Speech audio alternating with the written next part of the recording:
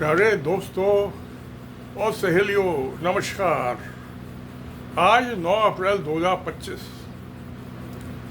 तो जो यूएस के इलेक्टेड प्रेसिडेंट डोनाल्ड ट्रंप साहब ने 10% तो बेसिक रेट ऑफ टैरिफ और सब आइटम पे है, सब कंट्रीज पे, और पे 60 कंट्रीज पे अलग अलग रेट का ट्रैफिक है वो टैरिफ लगाया। इंडिया पे भी 60% का टैरिफ लगाया, यानी 10 + 26 36% टैरिफ, यानी कस्टम ड्यूटी पे करनी पड़ेगी जो भी आप इंडिया से माल यूएस को जाएगा, और वो कस्टम ड्यूटी यूएस को गवर्नमेंट को जाएगी। तो उससे जो उनका मेक अमेरिका ग्रेट अगेन, उनका ख्वाब पूरा होगा। जो उनका नारा था इलेक्शन का टाइम पे कि मेक यूएस ग्रेट अगेन, लाल टोपी, तो सच साबित होगा। भाई आमदनी होगी तभी खुशहाली आएगी, जनता खुश हो जाएगी, पॉपुलर हो जाएंगे। अब मैं पॉपुलरिटी के मामले में तो कुछ नहीं कह सकता, क्योंकि महंगाई बढ़ेगी, उससे फिस्कल इन्फ्लेशन बढ़ेगा, टैक्स रेवेन्यू तो बढ़ेगी डेफिनेटली, तो उससे सोशल वेलफेयर स्कीम पे भी ज़्यादा खर्च किया जा सकेगा। और वहाँ जो डायरेक्ट टैक्सेस हैं या इनडायरेक्ट टैक्सेस हैं उनमें कमी किया, बहुत बड़े पैमाने की कमी किया है, क्योंकि जब फॉरेन कंट्री से माल आ रहा है उस पर टैक्स लग गया, आमदनी तो वहाँ से हो गई, तो अपने आदमी का क्यों गला दबाओ। बात सही है। अब तो इसका मतलब ये है कि वो इलेक्टेड है, वो तो डेमोक्रेसी है। लोकतंत्र का क्या मतलब है, क्या होता है लोकतंत्र, क्या होती है डेमोक्रेसी, मेरा सवाल ये है। और इसका जवाब क्या है? जो सवाल है तो जवाब भी तो चाहिए ना, उसका जवाब भी तो मुझे ही देना पड़ेगा। जवाब देने के लिए आप कोई बाहर से आदमी लाओगे या और कोई बच्चा पैदा करोगे? जवाब तो मुझे ही देना जब मैं सवाल कर रहा हूँ। तो लोकतंत्र का मतलब है, डेमोक्रेसी का मतलब ये है कि लगातार परमानेंट लड़ाई, परमानेंट ब्यूरोक्रेसी और टेम्पररी पॉलिटिकल ब्यूरोक्रेसी, एक छोटे टाइम के इलेक्ट होते हैं, और जो ब्यूरोक्रेट्स होते हैं वो बहुत लंबे टाइम के लिए होते हैं। तो परमानेंट जो परमानेंट ब्यूरोक्रेसी होती है वो तो 30-35 साल नौकरी करती है। नौकर तो दोनों होते हैं, इलेक्टेड भी और परमानेंट भी। टेम्पररी इलेक्टेड, परमानेंट जो 30-35 साल चले। तो इन दोनों के बीच में कशमकश चलती रहती है, कशमकश, क्योंकि देश तो बहुत बड़ी चीज़ है, जनता बहुत बड़ी चीज़ है। ये पॉलिटिकल आदमी, जो पॉलिटिकल नेता है, ये देश नहीं चला सकते, में काबिलियत नहीं है। देश चलाने का काम तो परमानेंट एग्जीक्यूटिव का है, देश की इकोनॉमी का चलाने का काम परमानेंट एग्जीक्यूटिव का है। तो ये जो है हमेशा ये कैजुअल एम्प्लॉय होते हैं, ये नेता जितने भी होते हैं। परमानेंट जो एम्प्लॉय है वो डेली वेजर नहीं है, कैजुअल एम्प्लॉय। परमानेंट एग्जीक्यूटिव तो 30-35 साल के लिए अगले, कोई प्रधानमंत्री राष्ट्रपति चुनवा गया 30-35 साल के लिए, होगा तो हत्या हो जाएगी, वो तो डिक्टेटर बन जाएगा। मैं ब्यूरोक्रेट नहीं बनता कभी डिक्टेटर, वो हमेशा जनता का सेवादार रहता है। तो एक बात ये हुई। दूसरी, जो परमानेंट एग्जीक्यूटिव है वो सरकार चलाता है, they rule the nation and the society, not casual नेता, पॉलिटिकल नेता। तीसरी बात, परमानेंट एग्जीक्यूटिव इज सेलेक्टेड, और ये कैजुअल पॉलिटिकल मजदूर इलेक्टेड है।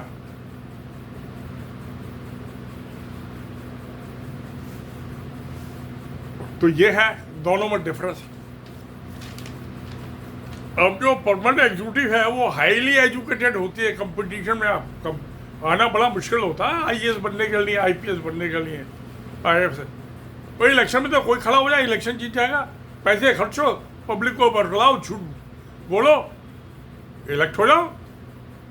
और 500 इलेक्टेड आदमियों ने एक सुपर चोर को बना दिया प्रधानमंत्री।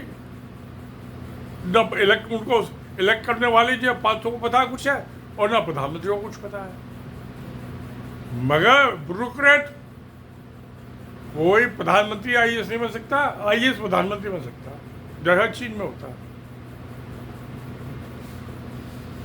तो जो परमानेंट एग्जीक्यूटिव है, दे रूल द नेशन।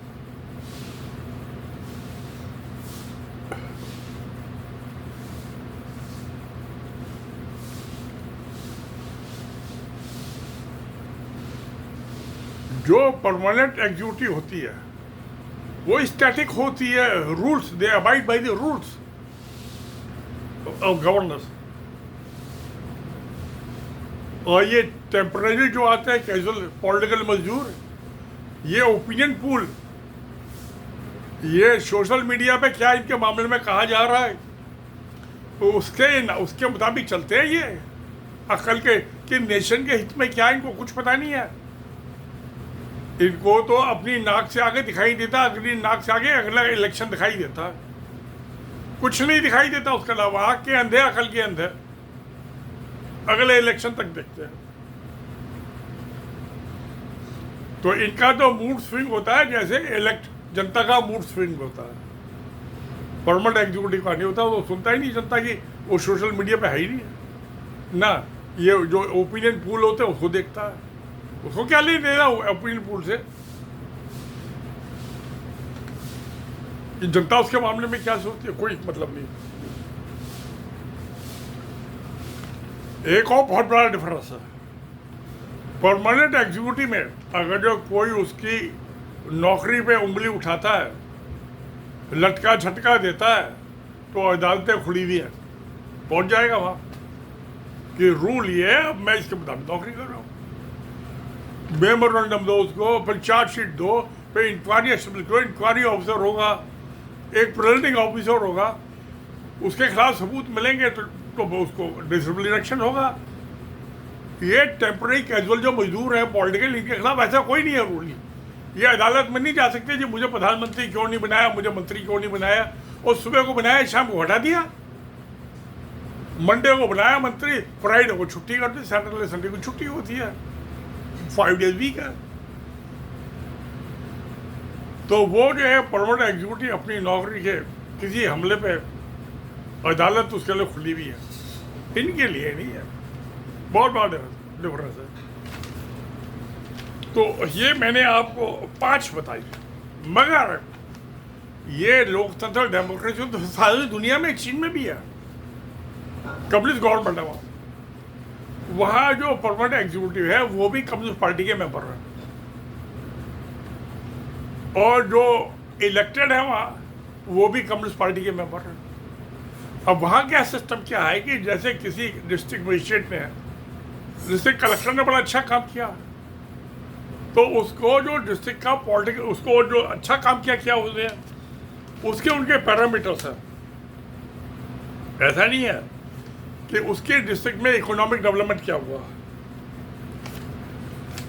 उसमें हेल्थ का, केयर का डेवलपमेंट क्या हुआ, क्या प्रोग्रेस हुआ,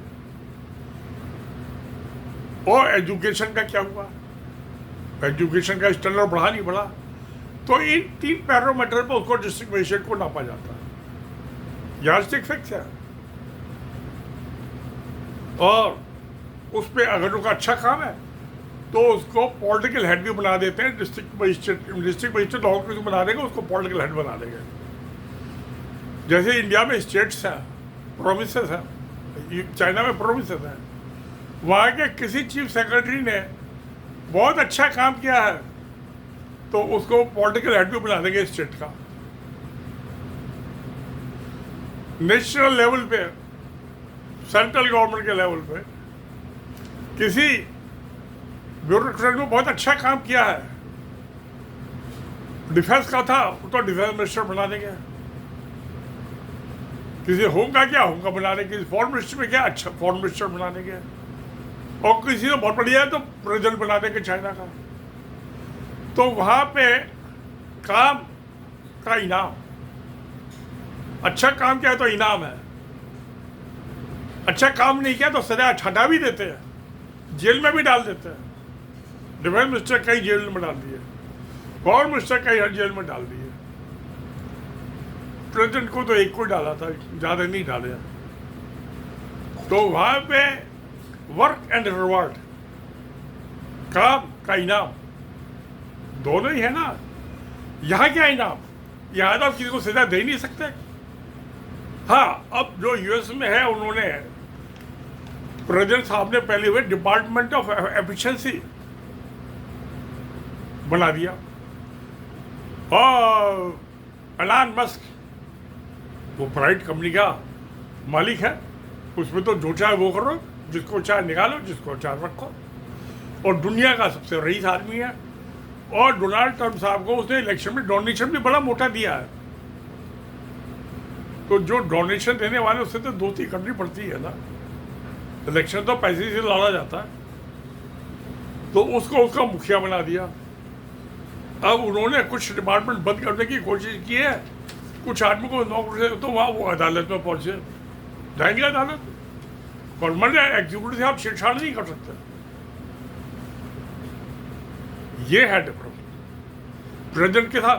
प्रेसिडेंट ने जो पॉलिटिकल अपॉइंटमेंट्स है, जैसे एलन मस्क का क्या है, निकाल दो उसको। सुबह कुछ क्या उन्होंने कितनी दफ़े चीफ ऑफ स्टाफ निकाले, कई दफ़े फॉरेन सेक्रेटरी निकाले हैं, कई दफ़े उन्होंने किसी को भी निकाल देते हैं प्रेसिडेंट साहब, उनका मूड की बात है।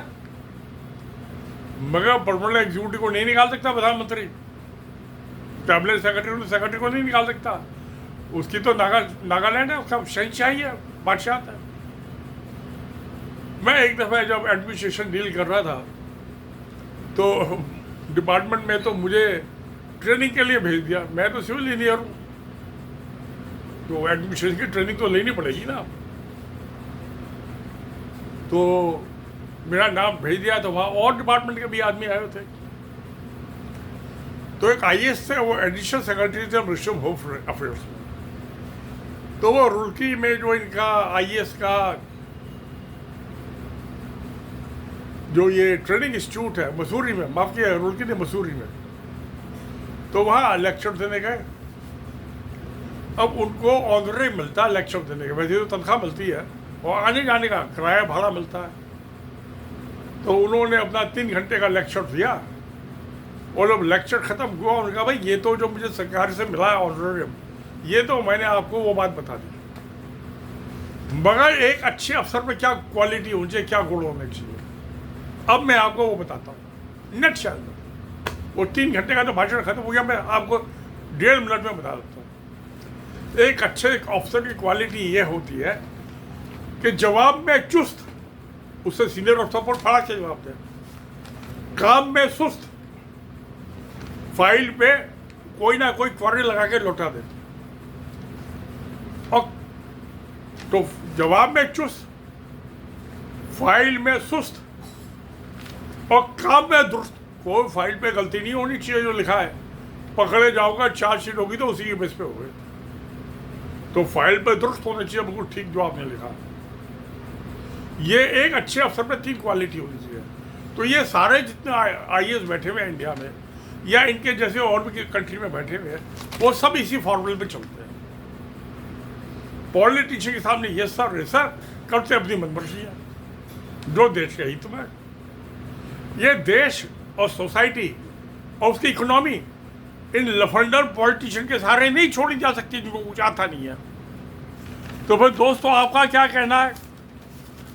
तो ये कहो ना, सत्य में जयते। नमस्कार, धन्यवाद।